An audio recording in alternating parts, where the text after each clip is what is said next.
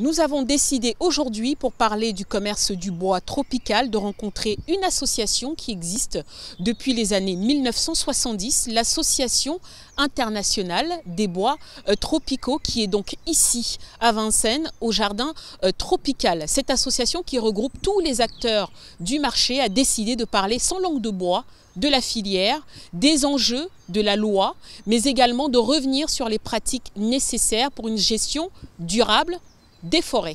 Je vous propose d'écouter.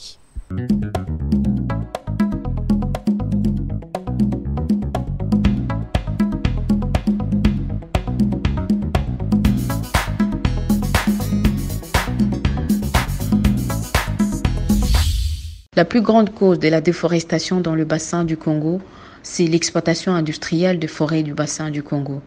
Et quand je parle de l'exploitation industrielle, je vois d'un côté la coupe industrielle du bois d'œuvre et de l'autre côté, c'est la coupe de ces forêts pour l'instauration, la création des plantations agro-industrielles. Ce sont là les deux grandes menaces de forêts qui pèsent sur les forêts du bassin du Congo.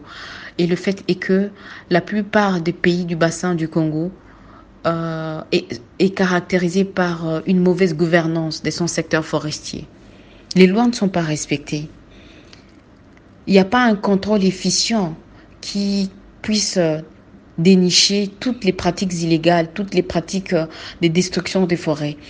Et c'est l'impunité qui règne dans les secteurs. Et cette impunité, elle est entretenue par la corruption qui caractérise les secteurs dans la plupart des pays du bassin du Congo. Et donc, les forêts sont sacrifiées. Elles sont détruites et les communautés locales qui vivent et dépendent de ces forêts ne tirent aucun bénéfice de l'exploitation industrielle qui s'est faite dans ces forêts qui constituent la source même principale pour leur survie. Greenpeace milite pour la protection des forêts du bassin du Congo, ces forêts qui constituent le deuxième poumon mondial après l'Amazonie. Et nous concentrons nos activités principalement dans la République démocratique du Congo, dans le Cameroun ainsi que la République du Congo. En termes d'action, nous faisons les monitoring des activités qui sont menées par les exploitants industriels dans ces forêts.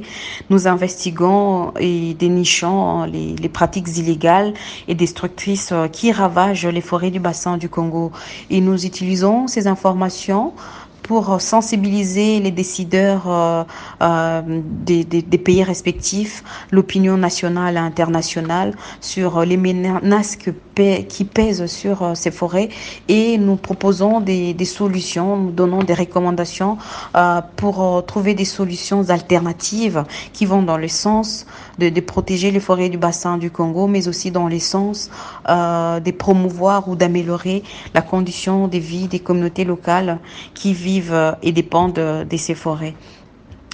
Nous dénonçons ces actes ou ces pratiques illégales et nous demandons aux décideurs de prendre des sanctions contre toutes les personnes qui sont impliquées dans ces illégalités, mais aussi de pouvoir mettre fin à ce chaos qui règne dans les secteurs forestiers du bassin du Congo. Récemment, d'ailleurs, nous avons par exemple dénoncé le fait que le ministre actuel des forêts de la RDC a octroyé 3 titres forestiers aux entreprises chinoises en toute violation de la loi nationale. Et nous avons demandé, et nous continuons d'ailleurs à demander au gouvernement congolais, parce que rien n'est fait jusque-là, à non seulement annuler ces titres illégaux qui ont été octroyés aux Chinois, mais aussi de sanctionner toutes les personnes qui sont impliquées dans ces forfaits. Le contexte du Congo, des forêts du bassin du Congo, de la région du bassin du Congo, est que l'accès à l'information est l'un des problèmes majeurs.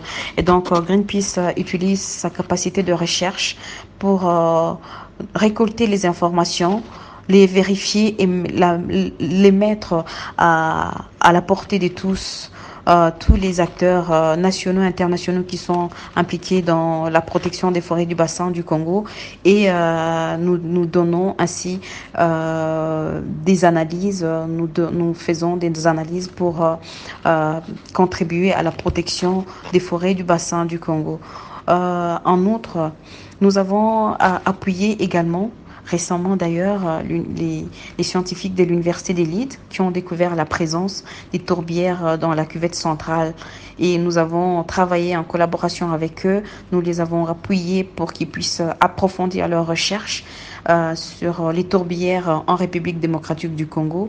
Et ces recherches nous ont démontré qu'il y a 145 000 km² qui sont couvertes par les tourbières dans la cuvette centrale et qui stockeraient plus de 30 milliards de carbone, 30 milliards de tonnes de carbone qui sont contenus dans ces tourbières. Et cette information est capitale, elle est très importante, non seulement pour la RDC, pour le bassin du Congo, mais aussi pour l'humanité tout entière, parce que ça démontre encore une fois de plus comment les forêts du bassin du Congo constituent un trésor pour l'humanité en termes de lutte contre le changement climatique, et c'est un trésor qui doit être protégé à tout prix.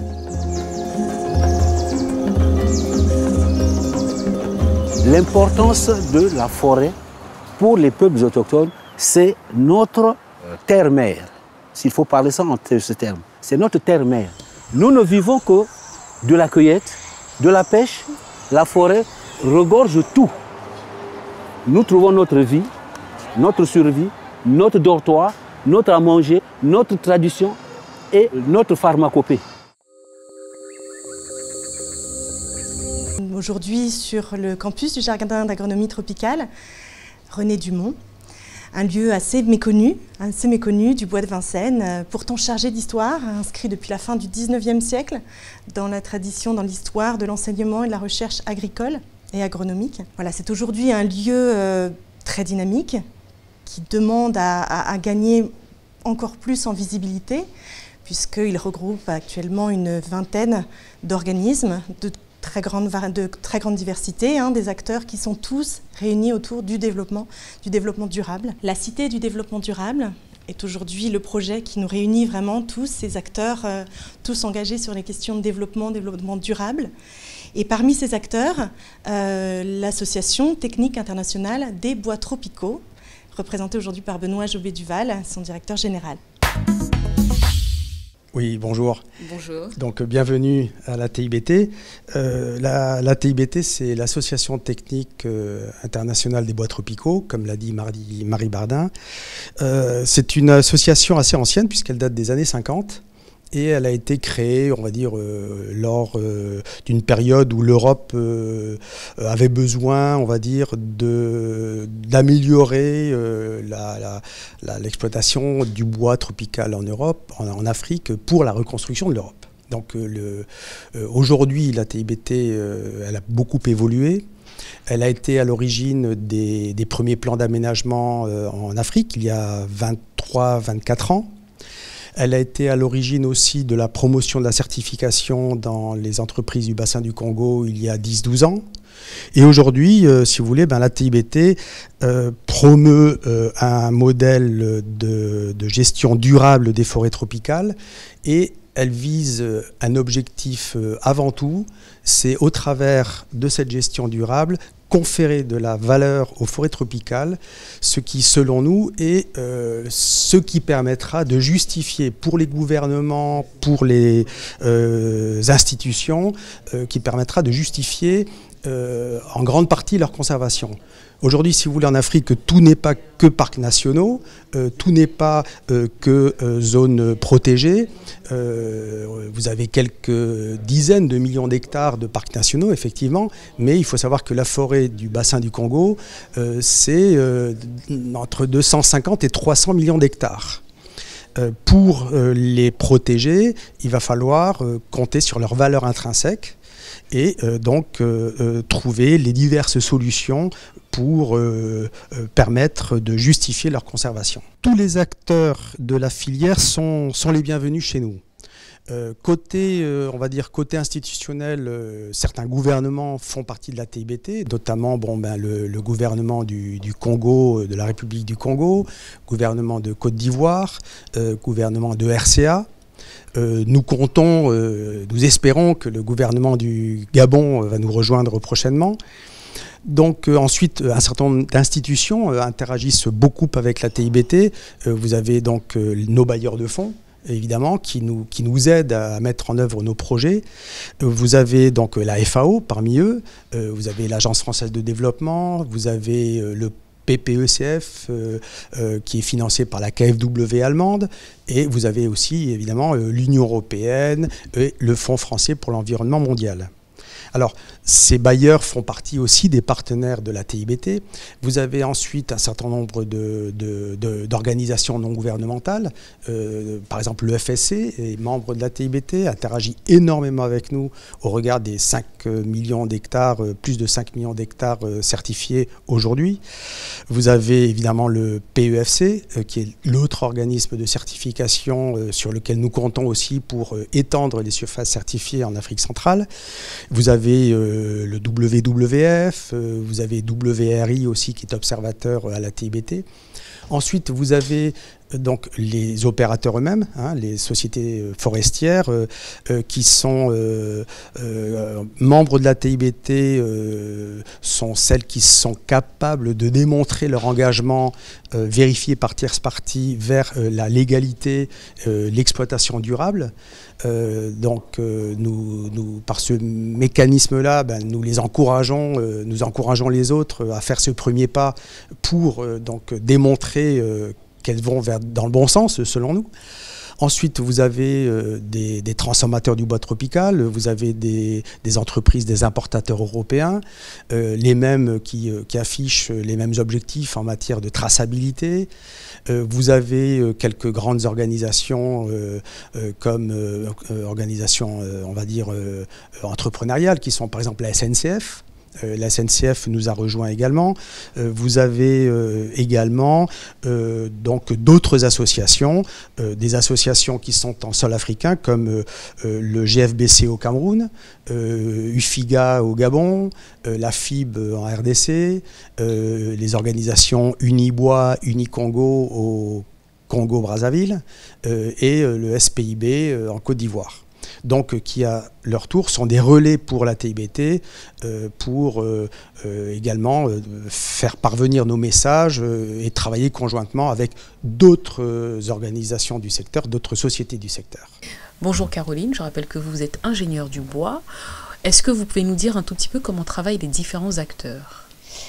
Alors, dans le bassin du Congo, les différents acteurs se répartissent entre les acteurs du secteur privé qui sont les opérateurs qui gèrent et exploitent les forêts, et l'État, l'administration. Il faut savoir que dans le bassin du Congo et aussi en Afrique de l'Ouest, spécialement dans le bassin du Congo, les forêts sont du domaine d'État, du domaine public, qui octroie des concessions à des opérateurs sur base d'appels d'offres.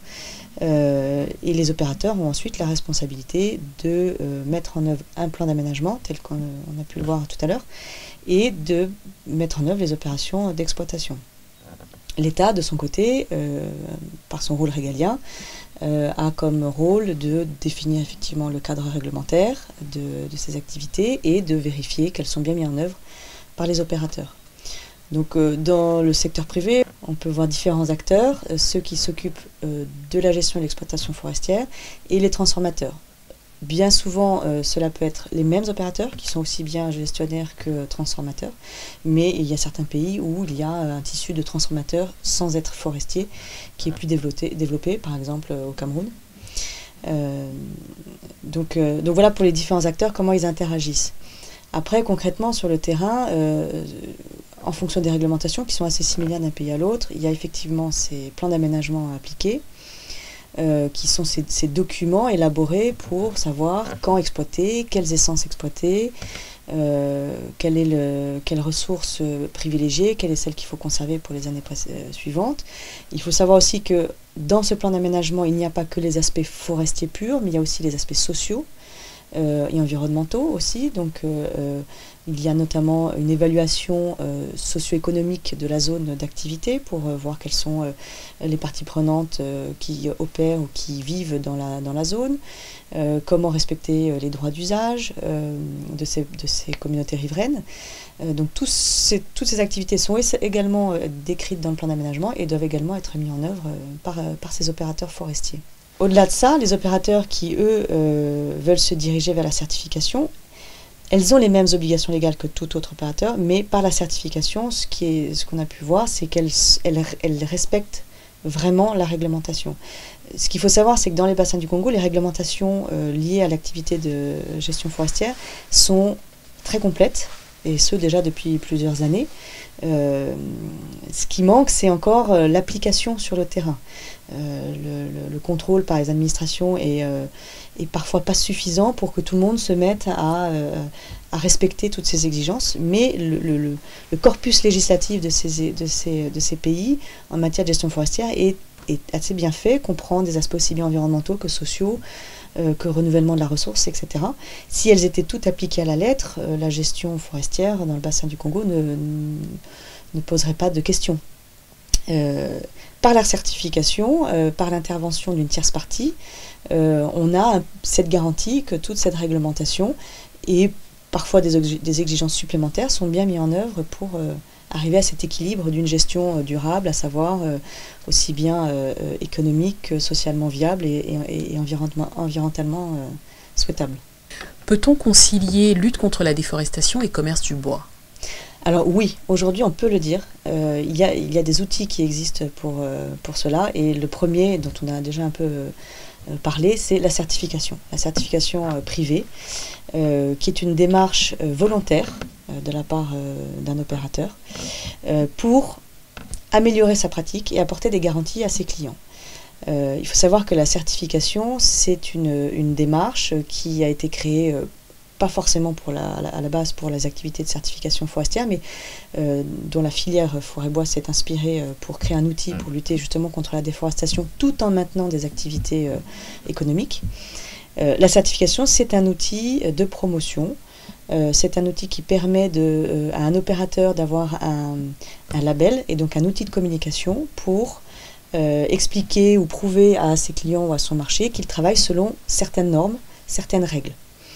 Donc dans la certification forestière, donc la certification qui est appliquée à l'activité de gestion forestière, le but de cette certification, c'est d'une part de vérifier que la gestion forestière qui est pratiquée dans certaines forêts est faite selon certaines normes de durabilité ou de légalité, et ensuite de pouvoir transférer cette information jusqu'au consommateur final.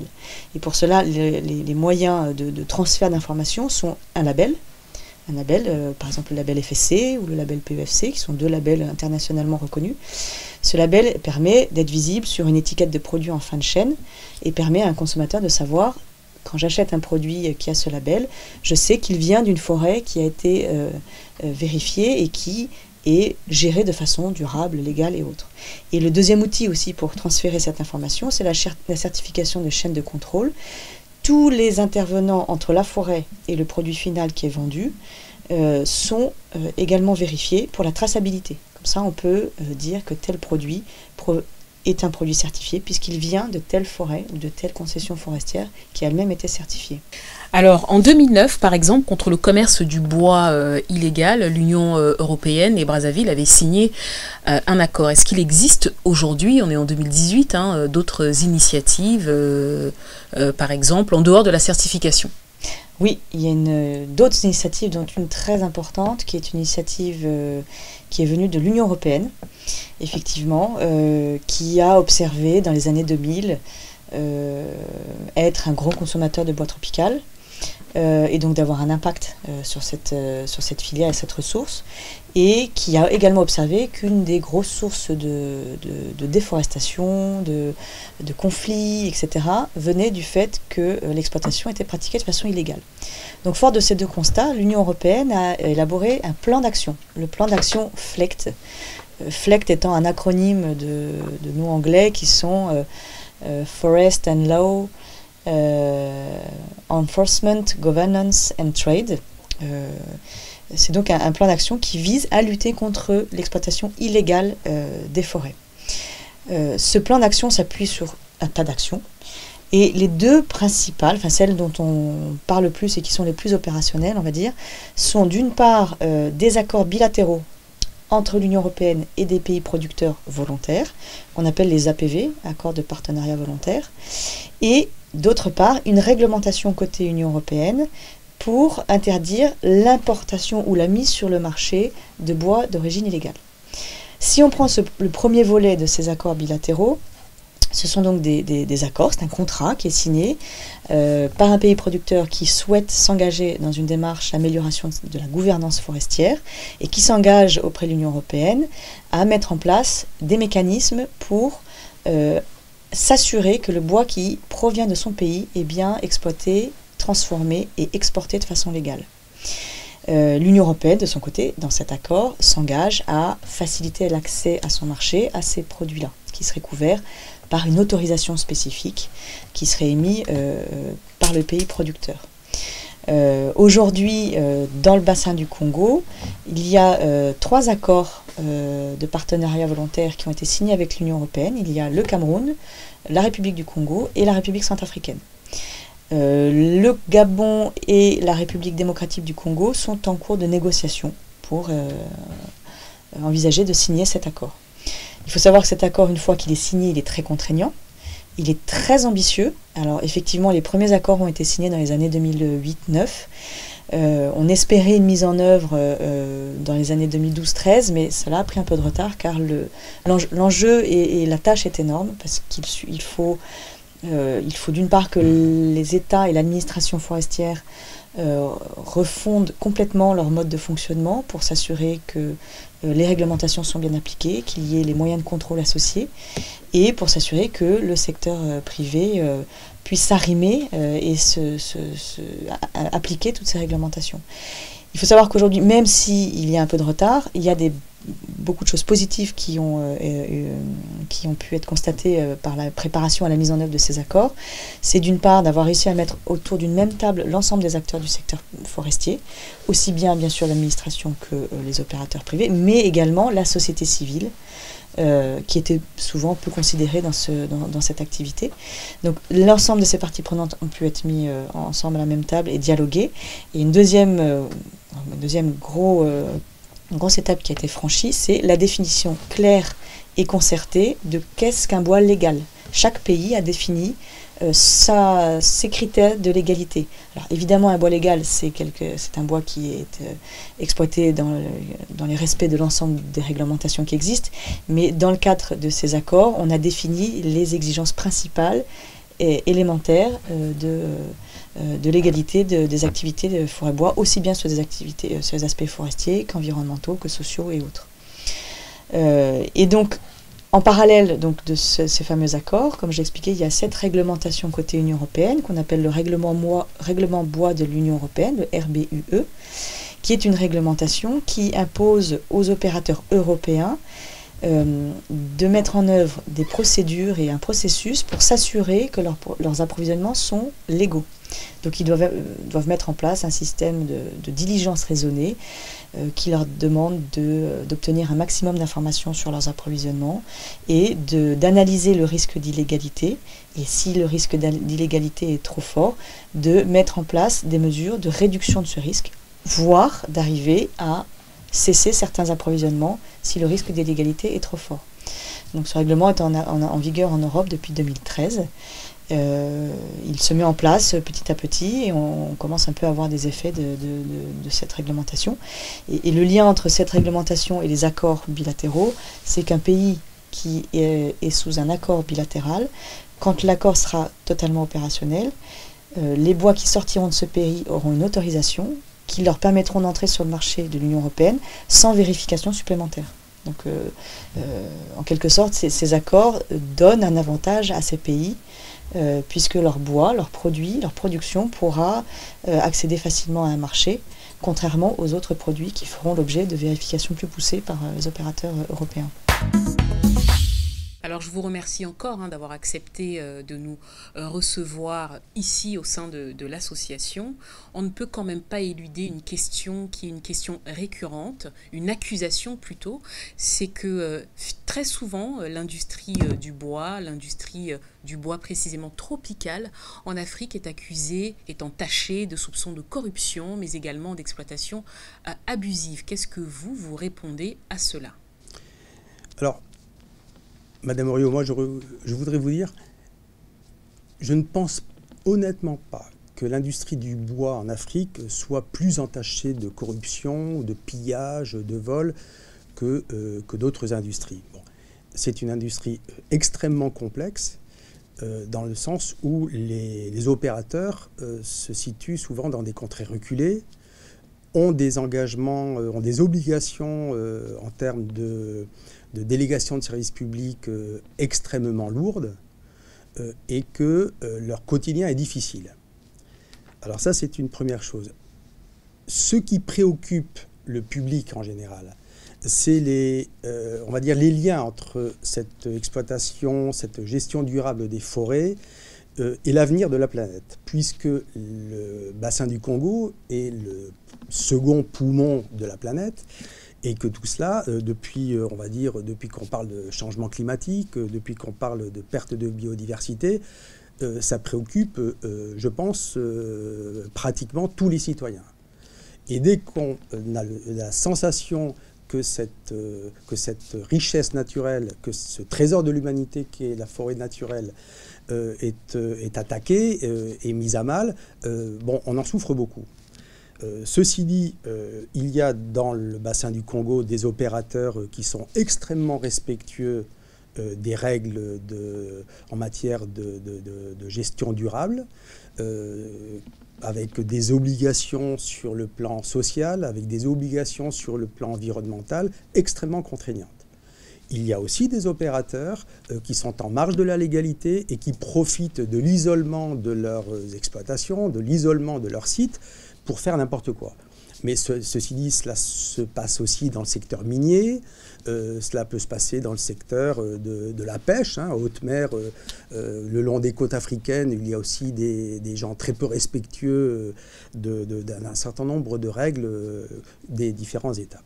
Donc, la filière, aujourd'hui, tente de s'améliorer, évidemment, au travers de tout un tas de mécanismes. On pourra parler donc de la certification, qui est le processus, on va dire, le plus abouti en termes de démonstration de l'engagement de certaines sociétés. Mais il y a aussi les mécanismes qui sont proposés par l'Union européenne, donc toutes les politiques FLEGT, avec les APV, le règlement bois de l'Union européenne, qui sont des processus longs, mais qui sont aujourd'hui uniquement, qui ne concerne que le secteur du bois, en raison des liens avec ce qu'on a dit sur le climat de la planète, mais qui pourrait être demain étendu à d'autres commodities. Donc c'est vrai que c'est un métier difficile, celui de gestionnaire des forêts tropicales. C'est vrai que parfois il y a des opérateurs indélicats. La TIBT, en tout cas, se mobilise pour les dénoncer, pour participer à tous les forums, à tous les groupes de réflexion pour tenter de les réduire. Et d'ailleurs, nous n'acceptons au sein de la TIBT que les opérateurs qui ont démontré leur engagement en matière de politique de gestion responsable et en matière de respect de la légalité. Alors on vient d'écouter les propos de Benoît, qui est directeur général de l'Association internationale des bois tropicaux. On a mis l'accent aussi un peu sur les soupçons de corruption qui sévissent dans cette industrie forestière. Mathieu Schwarzenberg, je rappelle que vous êtes directeur du programme FSC pour le bassin du Congo. Vous avez peut-être des anecdotes ou alors une réalité sur le terrain concernant la corruption.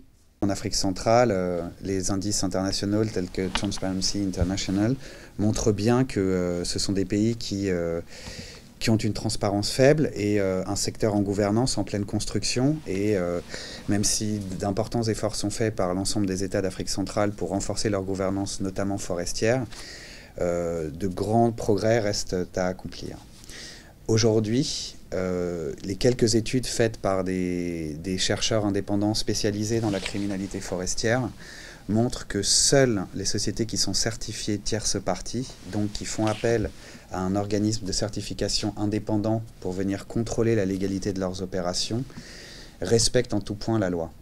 Ça, c'est un élément très très important.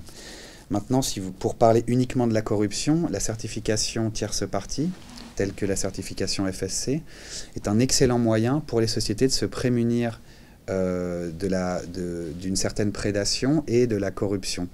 Pourquoi? Parce que pour maintenir les exigences socio-environnementales et pour maintenir les performances de ces sociétés et pour que ces sociétés puissent maintenir leurs certificats, ils ne peuvent pas, il y a des indicateurs très spécifiques qui les obligent à référencer les tentatives de corruption et à ne pas s'y soumettre. C'est la raison pour laquelle en tant qu'expert indépendant avant d'être représentant du FSC, je pense que les schémas de certification environnementale sont extrêmement importants pour se prémunir de la corruption. D'un autre côté, d'un point de vue gouvernemental, il a été prouvé à maintes reprises qu'il y a des îlots de probité, des îlots de gouvernance locale créés par ces opérateurs certifiés FSC, que ce soit au Nord Congo, à l'ouest du Cameroun ou au Gabon.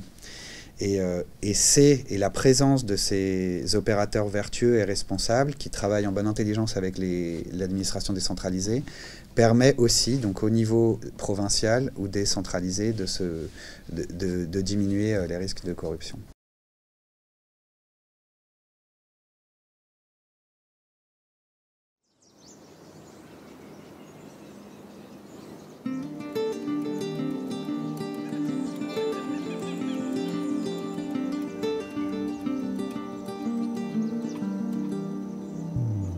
Bienvenue au bassin du Congo, l'une des plus grandes forêts du monde. Couvrant 2 millions de kilomètres carrés, une superficie 4 fois la taille de l'Espagne, les forêts du bassin du Congo couvrent 6 pays au cœur de l'Afrique. Cette vaste forêt agit comme le deuxième poumon de la Terre, à côté de la forêt amazonienne. Ces arbres libèrent de l'oxygène et absorbent du dioxyde de carbone, un gaz à effet de serre responsable du changement climatique. Ce processus réduit la quantité de dioxyde de carbone dans l'atmosphère et contribue à ralentir le réchauffement climatique. Les forêts du Congo soutiennent une biodiversité vaste et régulent le débit de l'immense réseau hydrographique du fleuve Congo. Mais ils fournissent aussi de la nourriture, des abris et des médicaments à des millions d'habitants de la forêt, dans certains pays les plus pauvres du monde. Pourtant, le bassin du Congo est menacé. La conversion des terres pour l'agriculture, le déboisement illégal et l'exploitation irrationnelle des ressources forestières augmentent la pression sur les forêts et ceux qui y vivent. Les efforts pour compenser ces pressions ont été entravés par des conflits, le sous-développement et le manque de capacité, ce qui signifie qu'en dépit de leur importance mondiale, beaucoup est encore inconnu sur ces forêts. Ceci est quelque chose qu'une nouvelle génération de chercheurs, soutenue par le CIFOR et ses partenaires, a commencé à changer. Ce sont des forêts qui sont sous pression anthropique maintenant. Alors nous, comme scientifiques, nous voulons que nous puissions caractériser la faune, donc les oiseaux, l'ornithologie de cette forêt-là, avant que cette forêt ne soit vraiment détruite. Nous apprenons davantage sur le rôle de la forêt dans le maintien de la vie et les moyens de subsistance. Des millions de personnes dans la région dépendent des animaux sauvages comme source de protéines essentielles, attrapant et mangeant environ 5 millions de tonnes de viande de bœuf chaque année. In rural area in the Congo Basin, people rely up to 60–80% of bushmeat for their protein intake, and the rest comes from fish, from grubs, caterpillar, you name it. But sort of there is no livestock. Mais l'augmentation rapide de la population dans la région signifie que la chasse devient non durable. Parce que ça ne voit pas. Ça ne se voit pas comme auparavant.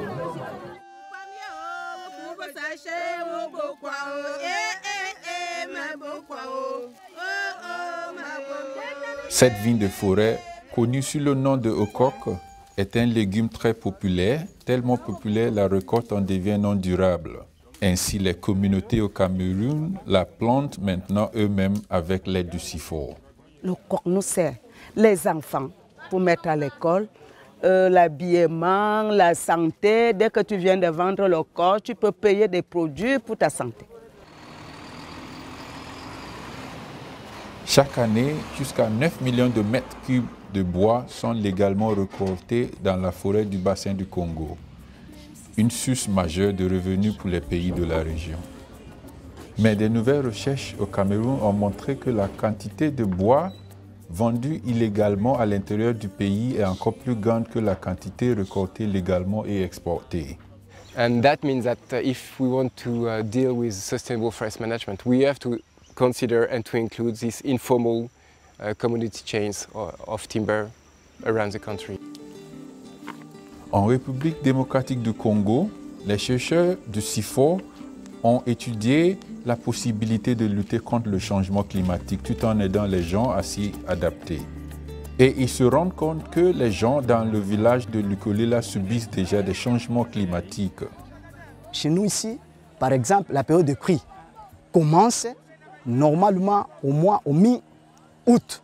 Mais des fois, on voit la période commence au mois de juillet, tel que nous sommes. Des fois, ça va commencer au mois de septembre.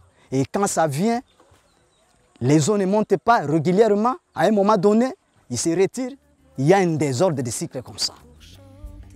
Les forêts d'Afrique centrale contiennent encore de nombreux mystères et ce manque d'informations fiables entrave les efforts visant à mettre en œuvre de bonnes politiques. The forest here is very diverse and we still have limited knowledge about the dynamics of the forest and if we don't know that, we are not sure that it is being well managed.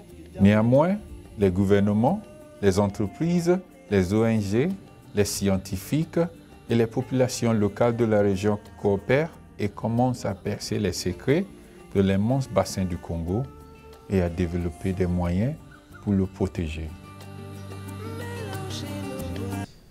Alors, concernant la déforestation, ce n'est pas moi qui le dis, c'est la FAO qui considère que la gestion forestière, l'exploitation forestière n'est pas, loin s'en faut, la première cause de déforestation.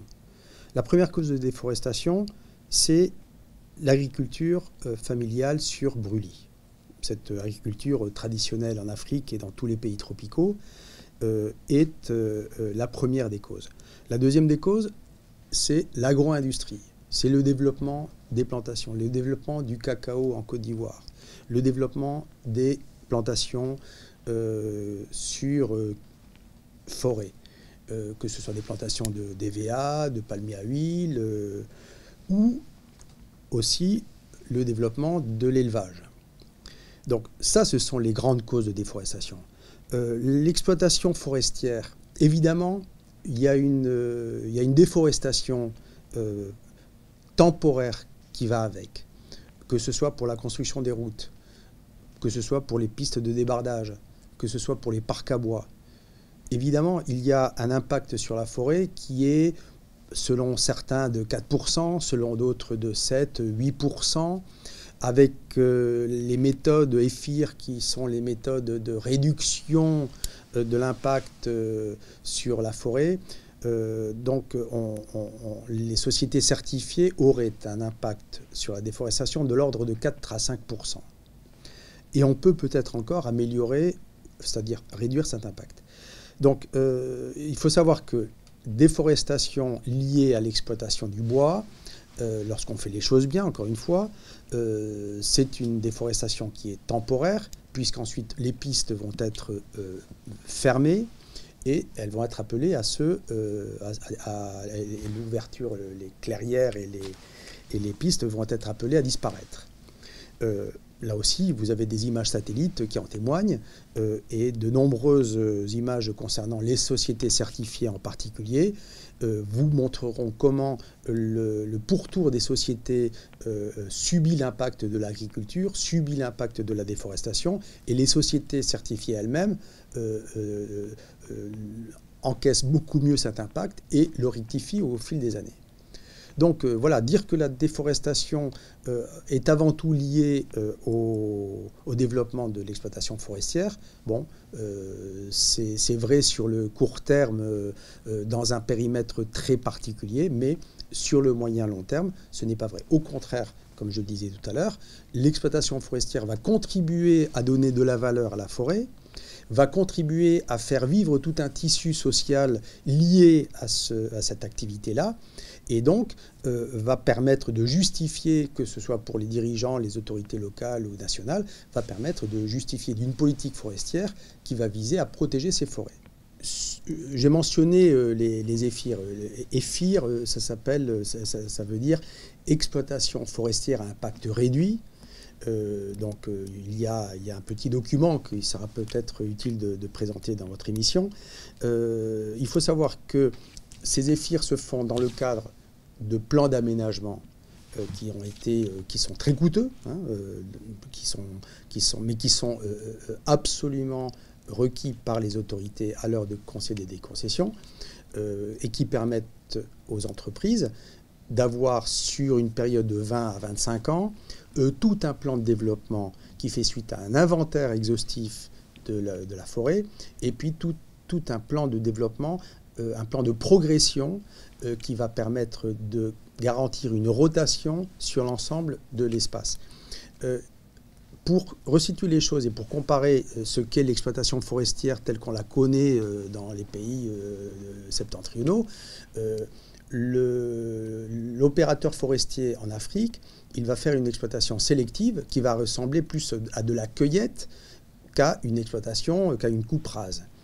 Cueillette, ça veut dire qu'il va exploiter entre 1 et 2 pieds à l'hectare chaque 20 à 25 ans avant de revenir sur cette même surface une fois que la ressource se sera à nouveau recomposée. Il va exploiter donc un très faible nombre d'arbres, un très faible nombre d'espèces, et ces espèces obéiront à un diamètre minimum qui permettra aux plus jeunes pousses de prendre le relais le jour de demain. Voilà. Voilà un petit peu en quelques mots ce qu'est un plan de développement, un plan d'aménagement. Évidemment, c'est un travail extrêmement lourd qui est mené par des bureaux d'études, mais lorsque c'est bien fait, c'est vraiment un plan directeur qui permet de garantir la renouvelabilité de la ressource.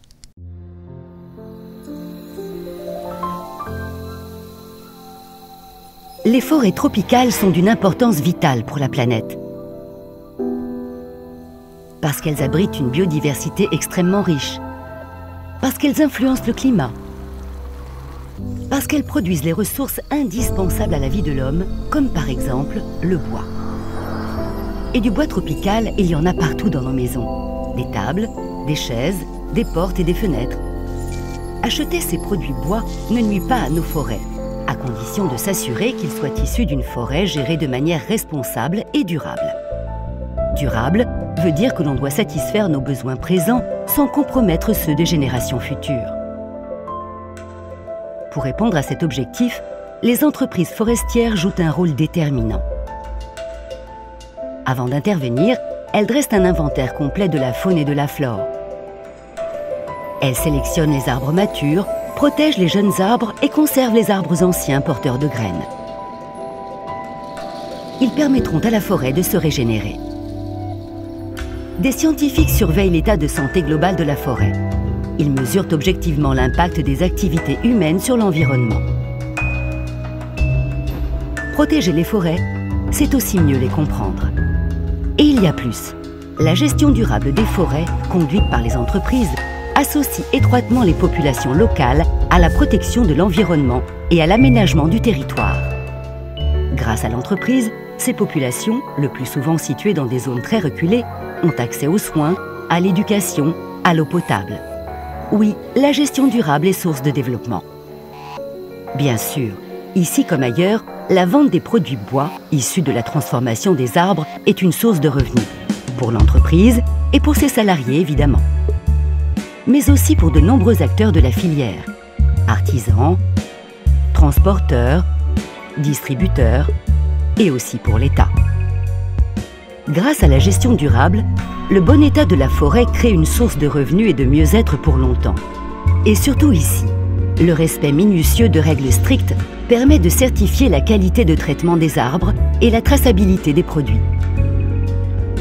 Ces certificats sont une garantie pour les consommateurs. En définitive, si on y réfléchit bien, c'est nous, les consommateurs, qui possédons la clé de la gestion durable des forêts tropicales. Il nous suffit d'acheter des produits bois labellisés responsables. Cela préserve nos forêts et valorise ce qu'elles nous offrent. Consommer responsable, c'est assurer la survie des forêts tropicales. Mathieu, je reviens vers vous. Peut-on dire aujourd'hui que les labels et la traçabilité sont à la peine dans le domaine du bois tropical ? Alors je dirais plutôt que les labels et l'éco-certification n'ont jamais été autant nécessaires. Donc pour rebondir sur ce que disait ma collègue Caroline tout à l'heure, sur l'importance des processus gouvernementaux qui sont en cours avec les négociations ou les mises en œuvre des accords de partenariat volontaire avec l'Union européenne. Donc ces processus sont nécessaires, ils permettent de renforcer la gouvernance dans les États signataires. Et nous sommes tous, que ce soit au FSC ou d'autres acteurs du secteur, très en faveur pour la mise en œuvre de ces accords, mais malheureusement, ils n'en sont qu'à leurs prémices. Et aujourd'hui, si vous voulez vous garantir la traçabilité de vos produits bois depuis la forêt jusqu'au consommateur final sur les marchés européens ou sur les marchés nord-américains, c'est encore les labels d'éco-certification type FSC qui sont de vigueur pour garantir cette traçabilité. Par ailleurs, il y a une étude qui a été publiée en 2014 par le CIFOR, qui est un organisme de recherche des Nations Unies sur les forêts tropicales, qui a démontré pour toutes les sociétés forestières du bassin du Congo un certain nombre... Ouais, non, il faut que je reprenne, là, j'ai déconné. Donc on reprend.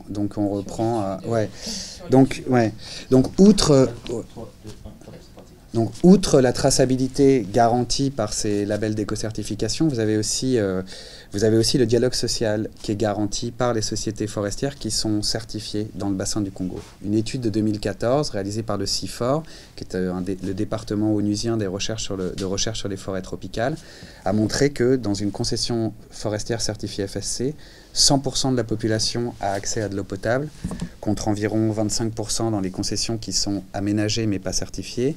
Et vous avez également les mêmes résultats pour l'accès aux soins, l'accès aux assurances sociales et l'accès à l'électricité, etc.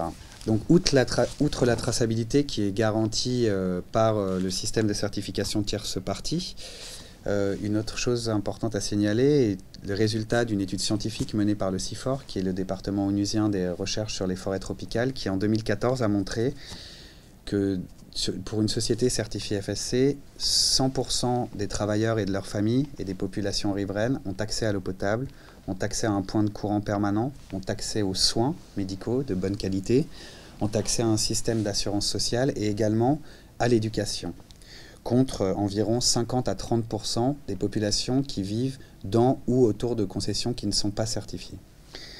Et sur ce point, il a aussi été démontré par le CIFOR que certains points de tension existaient par la certification, comme l'accès aux terroirs de chasse, etc. Ce qui montre bien que ce n'est pas encore la panacée. Les schémas de certification environnementaux doivent perpétuellement se renouveler et se réinventer. Et c'est le cas de la certification FSC qui a un processus de révision de ces standards tous les 5 ans. On parlait tout à l'heure du problème d'image et de filières entachées de soupçons.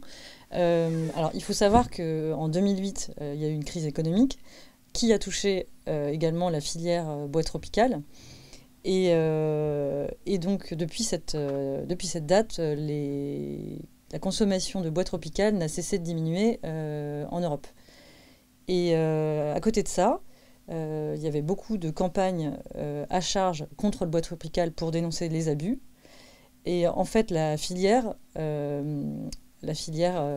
donc les concessionnaires forestiers ont dû faire face à cette crise économique plus ce problème d'image, alors même que que beaucoup de choses se mettaient en place pour instaurer des bonnes pratiques. Et donc il y a eu un problème d'équilibre entre les deux. Et en fait, nous, en 2014, la TIBT, avec ses membres, on a décidé de lancer une étude pour essayer de mieux comprendre ce problème. Avec ça, on a décidé de créer une marque pour promouvoir le bois tropical certifié et mettre en valeur ses bénéfices sociaux et environnementaux. Donc c'est la marque Fair and Precious qui nous paraissait représenter ses qualités et ses bénéfices.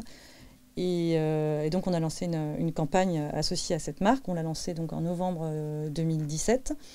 Qui s'appelle, donc la campagne c'est le bois tropical ou le bois africain bien plus que du bois, pour montrer les différents bénéfices. Alors cette marque Fair and Precious, elle s'appuie sur un manifeste donc qui a été élaboré avec les sociétés certifiées avec lesquelles la TIBT travaille, et donc qui liste les différents engagements et qui explique la démarche de ces sociétés forestières.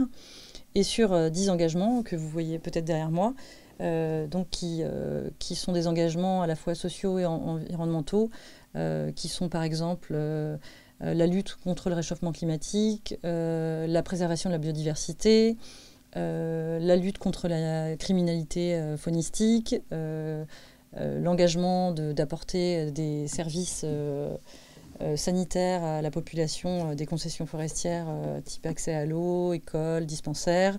Enfin voilà, c'est tous les aspects dont on a parlé dans la certification. Et donc cette campagne qui a été lancée le 8 novembre va être déployée au niveau international. C'est en cours dans différents salons. On a déjà commencé à la promouvoir dans un salon à Venise et on va continuer. On a également déposé un dossier, été nominé pour la responsabilité sociétale de la marque, qui est un prix qui va être donné, attribué au Salon du développement durable, donc la semaine prochaine. Et on va continuer à présenter cette marque et les différents engagements des sociétés forestières certifiées lors de salons du bois ou de salons du développement durable. Il faut dire qu'en ce début d'année 2018, le moment est difficile. Le moment est difficile car on a des acteurs qui, surtout au Cameroun, au Congo, pour des raisons très, très diverses, pour des raisons de ressources qui commencent à manquer, pour des raisons de logistique aussi. Rappelons le port de Douala, le transport fluvial au Congo qui est compliqué, le transport routier dans tous les pays qui est compliqué, le transgabonais qui a déraillé en ce début d'année, qui a compliqué encore l'extraction du bois. Donc tout est difficile en ce début d'année 2018. Ceci dit, il va falloir continuer à travailler et à concilier les grands objectifs qui sont la poursuite de la gestion durable des forêts tropicales. Souvenons-nous, il faut donner de la valeur à ces forêts tropicales pour que les gouvernements s'y intéressent, pour qu'il y ait des politiques gouvernementales et de gouvernance qui continuent à mettre en valeur ce patrimoine. Il faut maintenir des populations accrochées à un territoire si on ne veut pas qu'elles aillent grossir le flux des populations vers les grandes villes.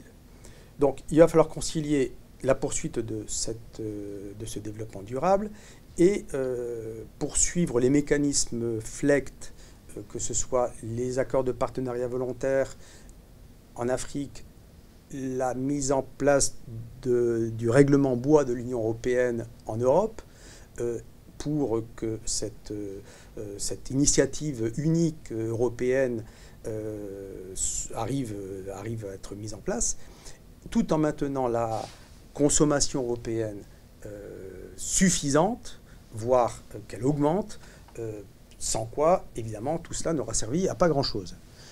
Il faut continuer à croire dans le bois tropical. Le bois tropical est un matériau absolument unique qui permet des applications totalement modernes dans l'industrie européenne et qui ne fait pas concurrence au bois de pays.